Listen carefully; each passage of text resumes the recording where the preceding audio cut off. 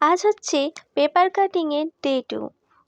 আগের দিন আমি তোমাদের বলেছিলাম আমি একটা 50 ডেজ পেপার কাটিংয়ের চ্যালেঞ্জ নিচ্ছি, যেখানে আমি তোমাদের সাথে প্রত্যেক দিন একটা করে ভিডিও শেয়ার করব এবং তাতে থাকবে নানান রকম ক্রাফট আইডিয়া এবং পেপার কাটিং।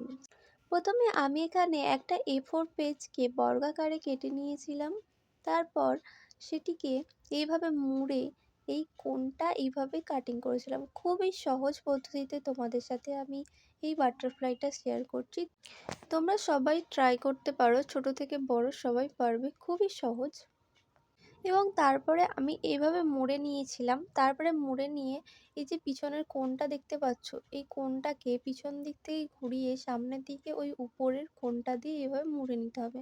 ব্যাস, তৈরি হয়ে গেছে আমাদের বাটারফ্লাই। কেমন হয়েছে অবশ্যই কমেন্ট করে জানাবে এবং এরকম ভিডিও দেখতে আমাদের চ্যানেলটিকে সাবস্ক্রাইব করুন।